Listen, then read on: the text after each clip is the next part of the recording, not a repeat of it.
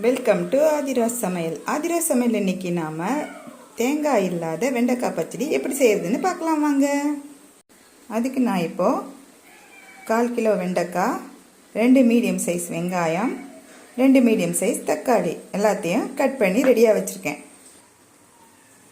இப்போ ஒரு ஸ்டவ் பற்ற வச்சு ஒரு கடாயை எடுத்து அடுப்பில் வச்சுக்கலாம்.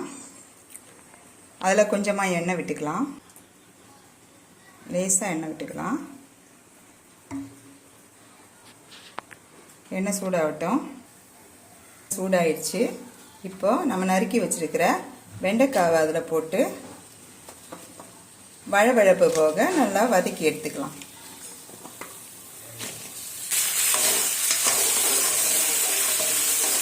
வழவழப்பு நல்லா போகிற வரைக்கும் வெண்டைக்காவை நல்லா வதக்கிக்கலாம். வெண்டைக்காய் வதங்க ஆரம்பிச்சிடுச்சு. இப்போ அது கூட லேசாக உப்பை தூவி விட்டுக்கலாம்.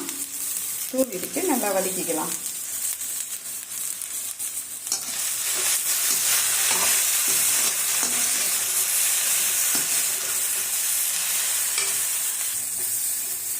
வெண்டைக்காய் வதங்கிடுச்சு. இந்த அளவுக்கு வதங்கின உடனே அதை தனியாக ஒரு தட்டுக்கு மாற்றிக்கலாம்.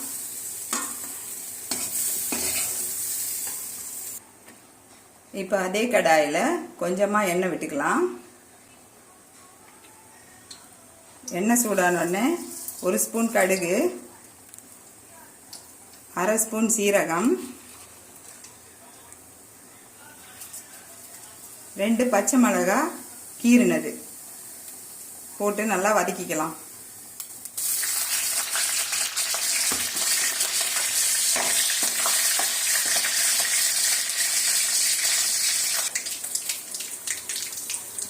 இப்போ அது கூடவே நறுக்கி வச்சிருக்கிற வெங்காயத்தை போட்டு நல்லா வதக்கிக்கலாம்.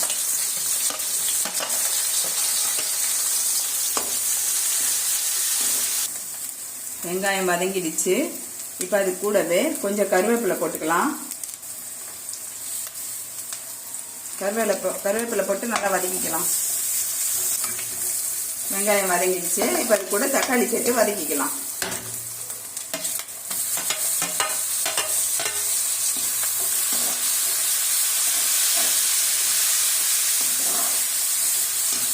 தக்காளியும் வெங்காயமும் பச்சை வாசனை போகிற அளவுக்கு வதக்கிக்கணும். வெங்காயம் தக்காளி நல்லா வதங்கிடுச்சு. இப்போ அதில் 1/4 ஸ்பூன் மஞ்சள்தூள், கொஞ்சமாக பெருங்காய பொடி, தேவையான அளவுக்கு உப்பு, கொஞ்சம் மிளகாய் பொடி, குழம்பு மிளகாய் பொடியை போட்டுக்கலாம். போட்டு கொஞ்சம் வதக்கி விட்டுக்கலாம். இப்போ அது கூடவே 1 ஸ்பூன் தனியாத்தூள் சேர்த்துக்கலாம். சேர்த்து நல்லா வதக்கி விட்டுக்கலாம்.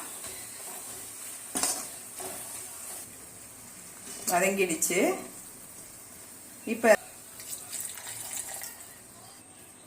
தண்ணி விட்டு நல்லா கொஞ்ச நேரம் ஒரு கொதி வர வரைக்கும் விட்டுக்கலாம். இப்போ கொதி வர ஆரம்பிச்சிச்சு. இந்த நேரத்தில் நம்ம வதக்கி வச்சிருக்கிற வெண்டைக்காயை அதில் போட்டு வதக்கிக்கலாம்.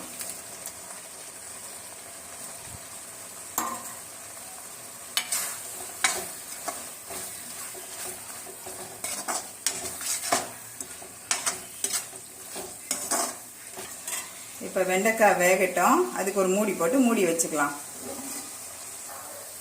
இப்போ வெண்டைக்காய் நல்லா வெந்துடுச்சு. இப்போ அது கூட நாம 1 கப்பு தயிரை ஊற்றிக்கலாம்.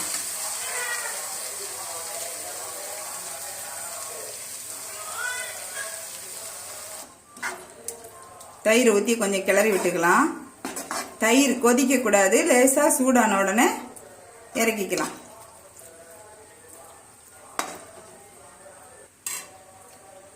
இப்போ சூடாயிடுச்சு. கிரேவியாக சூப்பராக இருக்குது. இப்போ நமக்கு தேவையான ஈஸியான சுவையான வெண்டைக்காய் பச்சடி ரெடி. வாங்க சாப்பிடலாம். இந்த வீடியோ உங்களுக்கு பிடிச்சிருந்தா லைக் பண்ணுங்க, ஷேர் பண்ணுங்க, சப்ஸ்கிரைப் பண்ணுங்க, கூடவே பெல் ஐக்கானையும் கிளிக் பண்ணுங்க. தேங்க்யூ.